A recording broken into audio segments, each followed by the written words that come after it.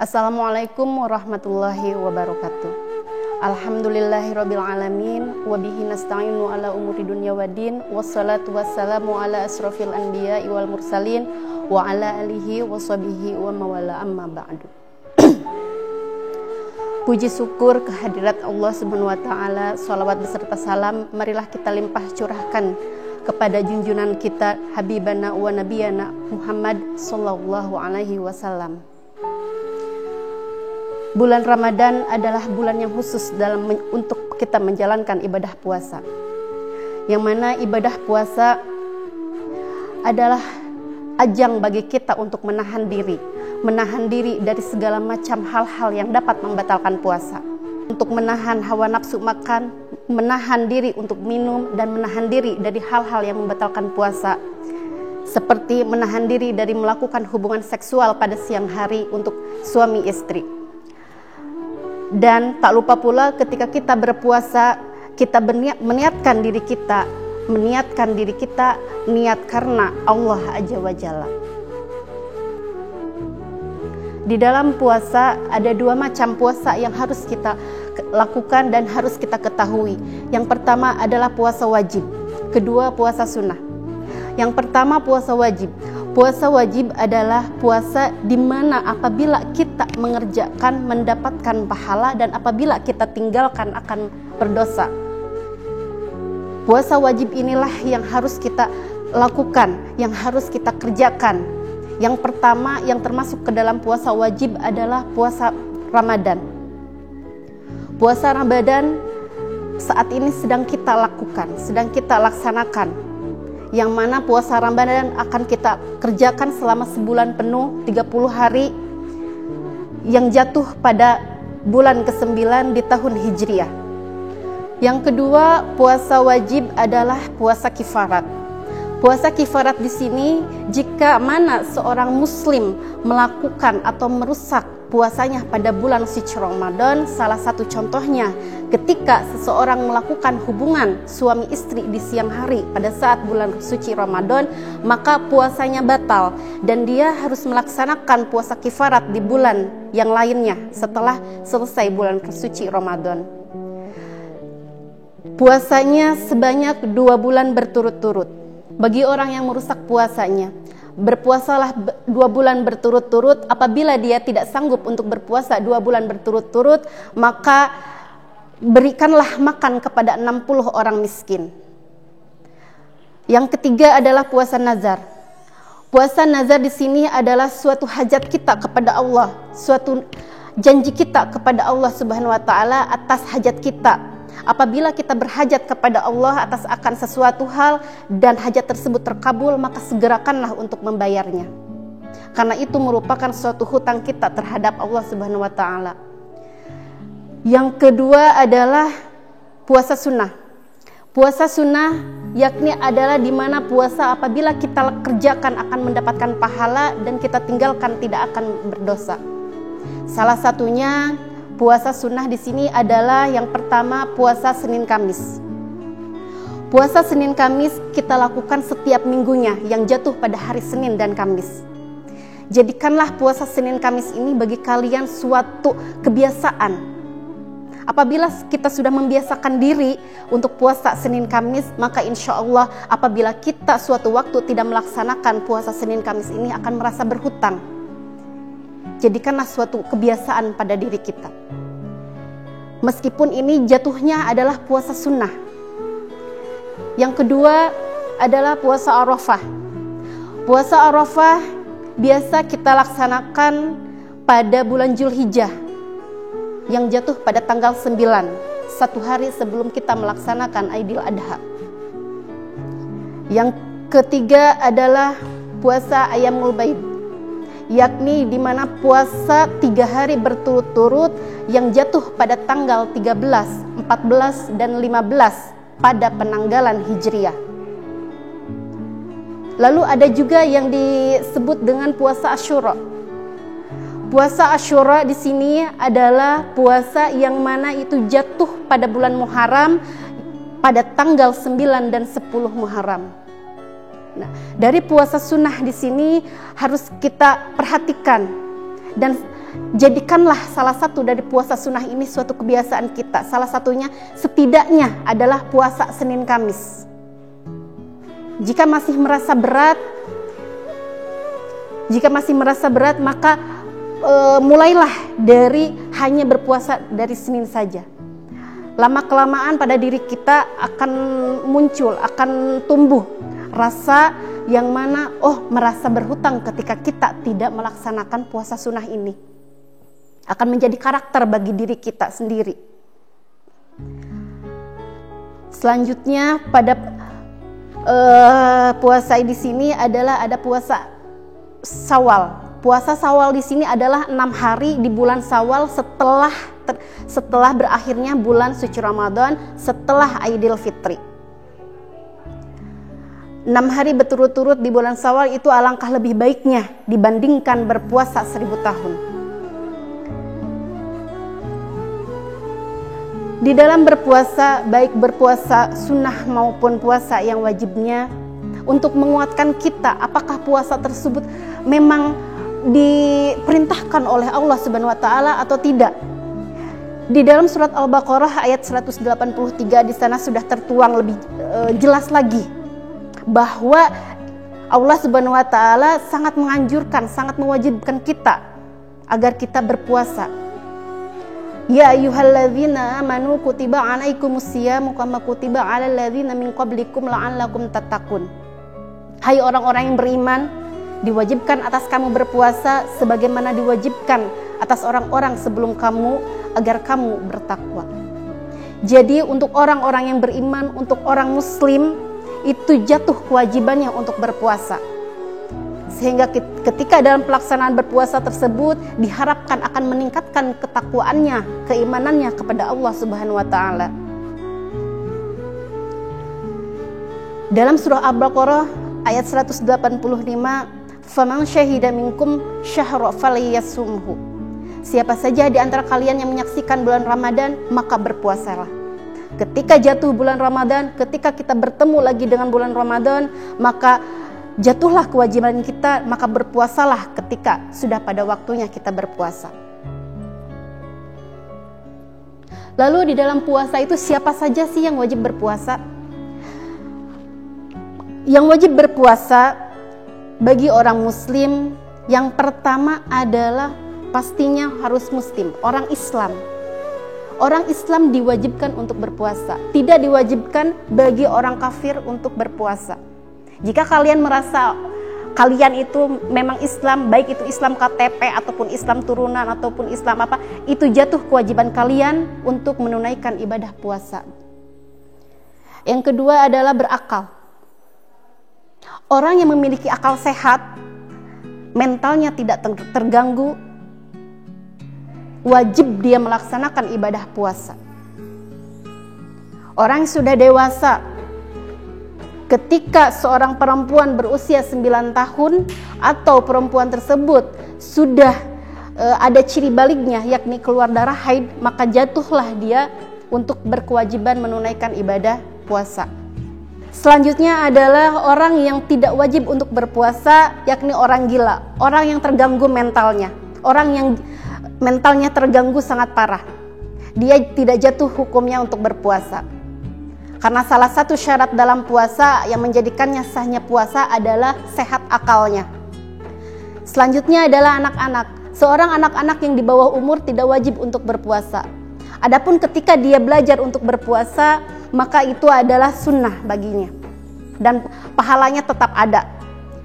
Selanjutnya adalah orang yang sakit. Orang yang sakit yang memang sakit parah atau sakit yang menahun, dia tidak mampu untuk melaksanakan bulan puasa pada bulan Ramadan, maka tidak jatuh kewajibannya untuk berpuasa.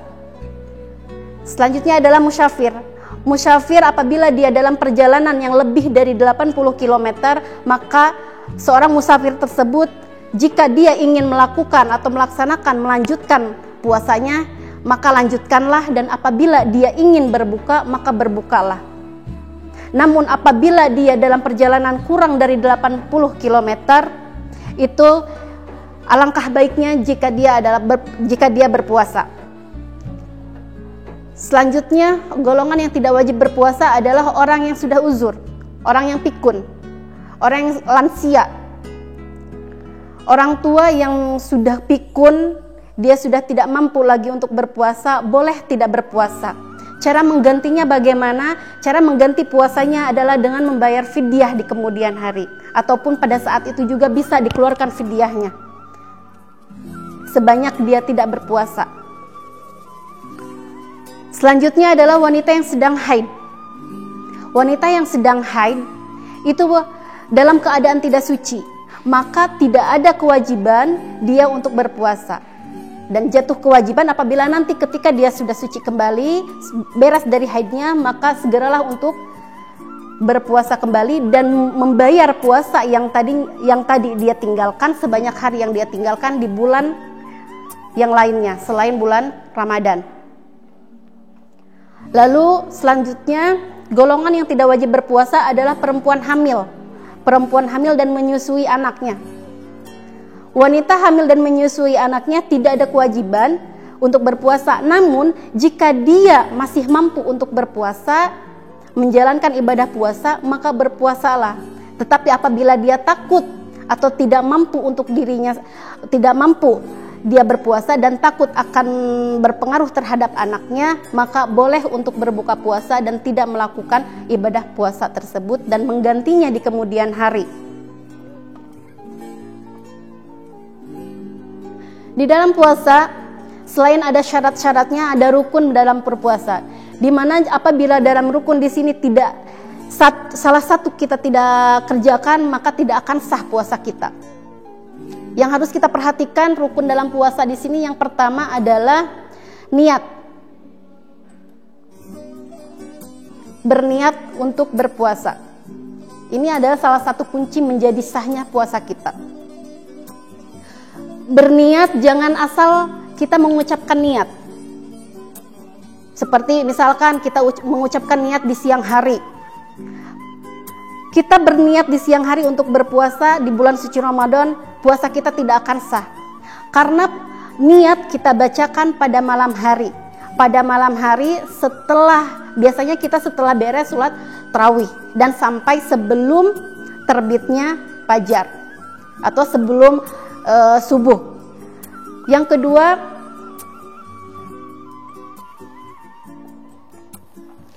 adalah rukun puasa itu adalah menahan diri kita dari hal-hal yang membatalkan puasa tadi, dari mulai terbit fajar hingga terbenamnya matahari. Menahan diri dari makan, haus, tetapi bukan hanya menahan diri saja dari rasa lapar, di situ harus kita isi dengan ibadah-ibadah lainnya supaya puasa kita lebih berkah. Selanjutnya, tadi dikatakan ada hal-hal yang membatalkan puasa. Hal-hal yang membatalkan puasa salah satunya adalah makan dan minum dengan sengaja. Adapun ketika kita melakukan makan dan minum tanpa sengaja, kita lupa, meskipun habis satu piring penuh pun itu tidak akan membatalkan puasa. Asalkan pada saat kita ingat meskipun makanan baru masuk ke tengah-tengah tenggorokan ataupun ke dalam mulut sedikit, maka langsunglah keluarkan. Jangan langsung ditelan. Ketika kita menelan itu adalah termasuk kita makan secara langsung, maka batal puasanya. Nah, apabila kita lupa, makan dan minum tidak sengaja, maka itu tidak akan membatalkan puasa kita. Yang kedua adalah muntah dengan sengaja. Muntah dengan sengaja contohnya adalah memasukkan tangan kita ke dalam mulut kita, kemudian kita muntah, mengeluarkan cairan dari dalam tubuh kita melalui mulut, maka puasa kita batal. Jadi jangan memancing kita agar kita muntah. Bagaimana dengan orang yang mabuk dalam perjalanan? Orang yang mabuk dalam perjalanan itu merupakan sesuatu yang tidak sengaja. Atau muntah karena sakit. Kembali lagi, karena orang yang sakit tadi tidak diwajibkan untuk berpuasa, ketika dia tidak sanggup, tidak mampu untuk melanjutkan puasanya, maka boleh dibatalkan. Yang ketiga adalah haid dan nifas. Wanita yang haid dan nifas di bulan suci Ramadan menjadikan puasanya batal dan harus menggantinya di bulan yang lain. Yang keempat adalah keluar mani, mengeluarkan mani, baik bagi itu pria di siang hari mengeluarkan mani ataupun dia membayangkan sesuatu hal yang mana sehingga dia mengeluarkan air mani, maka puasanya batal. Jadi ketika siang hari untuk mencegah hal-hal yang negatif atau pikiran-pikiran kita yang melayang-layang entah kemana, maka alangkah baiknya kita isi dengan hal-hal yang positif, setidaknya tadarus ataupun kegiatan positif lainnya yang menjauhkan kita dari hal-hal yang membatalkan puasa. Terakhir adalah meniatkan berbuka. Nah, ketika kita meniatkan berbuka pada bulan Ramadan, maka ketika sudah kita niat berbuka, puasa kita batal. Puasa kita batal ketika kita sudah berniatkan untuk berbuka puasa. Dikatakan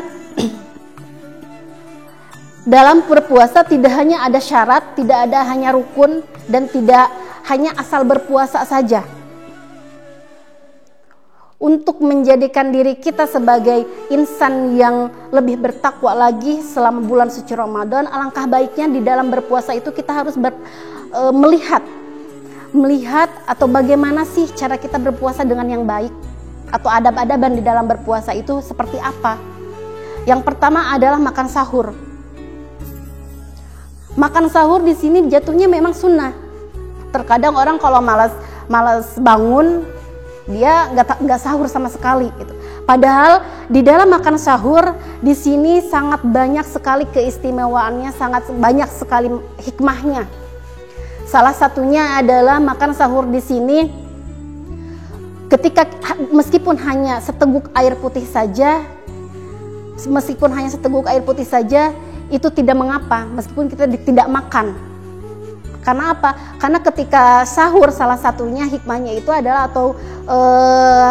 keistimewaannya di mana pada sahur tersebut Allah beserta Rasul di situ bersolawat kepada kita untuk kita ketika kita sahur.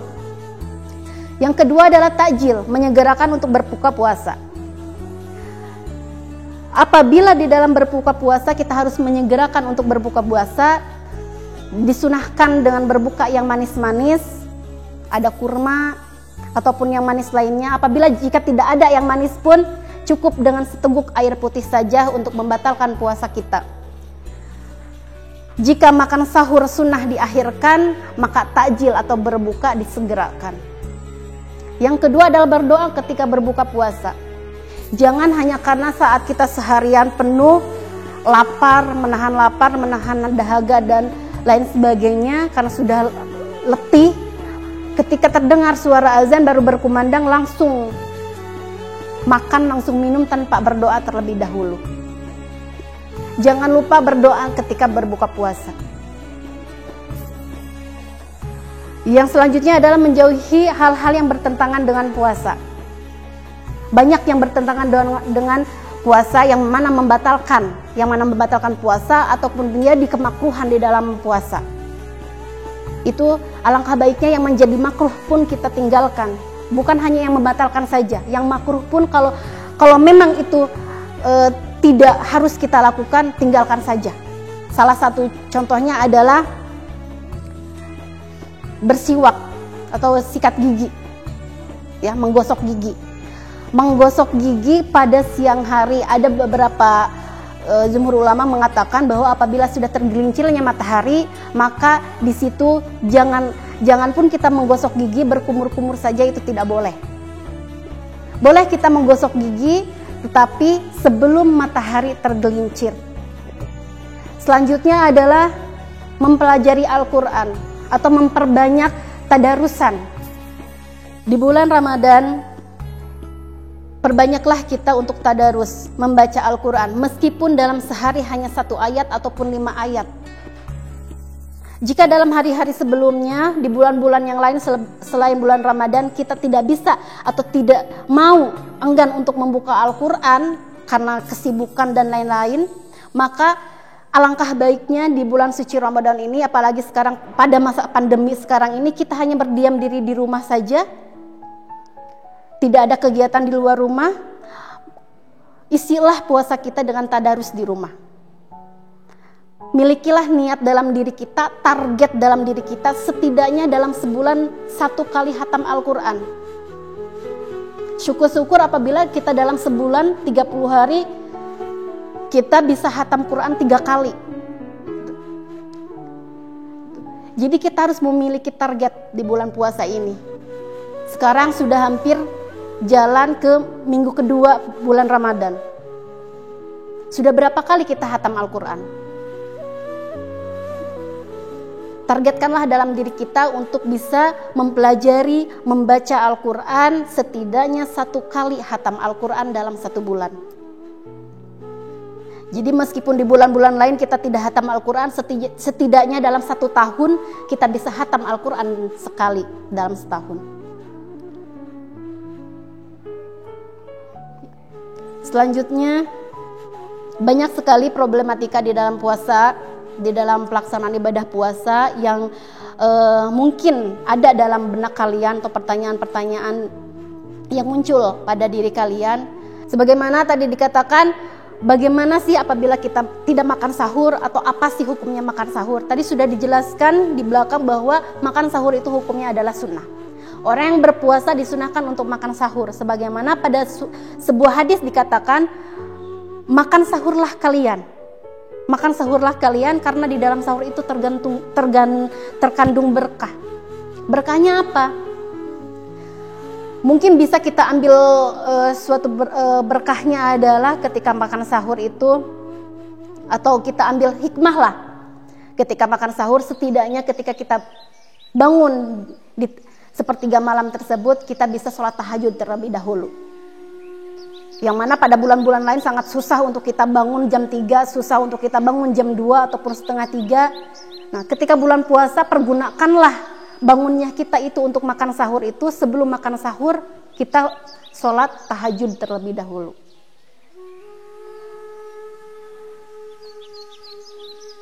Selanjutnya, wanita haid dan nifas. Tadi dikatakan tidak boleh untuk berpuasa. Karena puasa bagi dirinya yang sedang haid ataupun nifas itu tidak sah. Tidak sah bagi seorang wanita yang sedang dalam keadaan tidak suci. Lalu bagaimana sih kode puasa? Buat siapa saja sih kode puasa itu dilakukan? Nah, jika seseorang tidak kuasa untuk berpuasa karena sesuatu hal, tadi dikatakan, bisa dikatakan dia sakit, karena sakit, salah satu contohnya karena sakit. Nah, maka di sini apabila dia berpuasa, dengan berpuasa sakitnya itu tambah parah, semakin parah dengan puasa, maka tidak wajib baginya untuk berpuasa. Tetapi apabila kita hanya flu biasa, demam biasa, itu masih sanggup kita untuk melaksanakan ibadah puasa, maka lanjutkan puasa kita. Apabila dengan puasa itu sakitnya bertambah parah, maka kita tidak ada kewajiban untuk berpuasa. Sekarang dalam masa pandemi, ketika seseorang terkonfirmasi positif COVID-19, dia tidak diwajibkan untuk berpuasa juga. Karena apa? Karena ditakutkannya ketika dia berpuasa akan semakin memperparah keadaannya. Apalagi dia dalam kondisi yang memang ada gejala-gejala beratnya. Dia harus meminum obat dalam sehari 3 kali. Ada vitamin-vitamin khusus yang harus diberikan kepada orang tersebut. Maka tidak wajib baginya untuk berpuasa. Dan dia bisa menggantinya kembali di bulan yang lainnya, setelah dia sembuh dan setelah beres bulan suci Ramadan.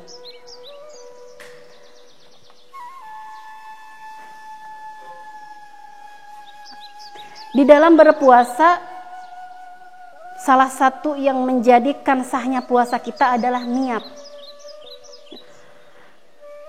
Apakah harus puasa itu didahului dengan niat? Apakah boleh niatnya itu kita di siang hari misalkan karena lupa? Nah, untuk puasa wajib atau puasa Ramadan di sini, ketika kita mengucapkan niat puasa di siang hari, maka itu puasa kita tidaklah sah. Tidaklah sah ketika niat puasa kita dibacakan pada siang hari. Niat puasa tersebut dilakukan pada kapan?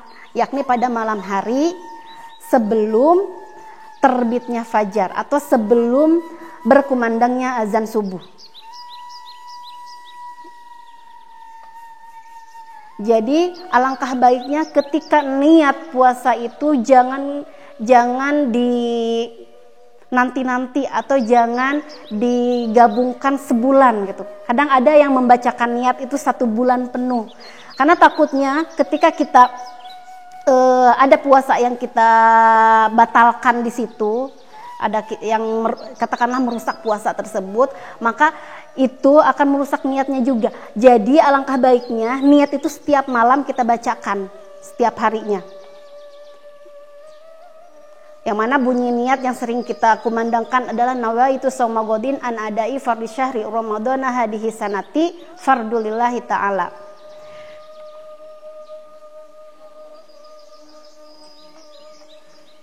Kapan niat itu dilakukan? Niat itu dilakukan pada malam hari tadi. Dari mulai terbenamnya matahari, atau biasa kita lakukan adalah mulai dari beres sholat tarawih sampai pada saat kita makan sahur sebelum subuh, sebelum azan subuh berkumandang. Niat boleh dilakukan pada bagian malam manapun sejak terbenamnya matahari hingga terbitnya fajar. Nah, ini untuk niat. Jadi niat itu tidak boleh dilakukan pada siang hari. Apabila kita lupa bagaimana? Ya tidak sah puasanya meskipun kita lupa. Tetapi kita tetap harus berpuasa pada hari itu. Tidak boleh makan dan minum, disunahkannya. Karena apa? Meskipun kita tidak ada niat, tidak berniat, tetapi kita harus menjalankan ibadah puasa tersebut dan tetap menggantinya di bulan yang lainnya.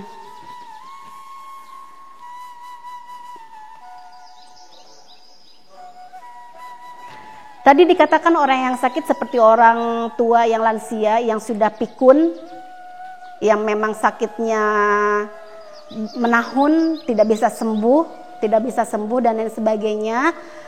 Jika dia tidak sanggup untuk membayar puasanya di kemudian hari, dia boleh membayar fidyah.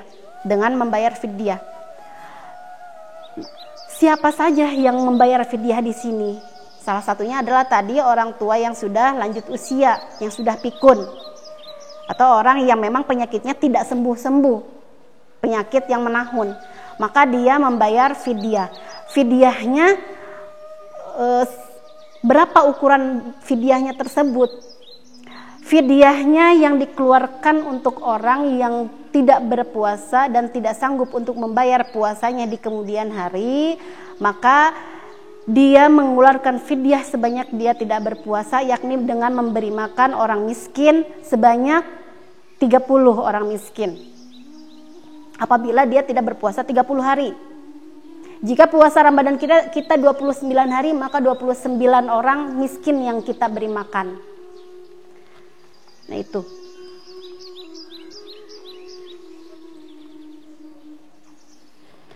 Lalu bagaimana ketika kita pada saat puasa meneteskan suatu cairan entah itu ke hidung ataupun cairan yang kita teteskan ke mata.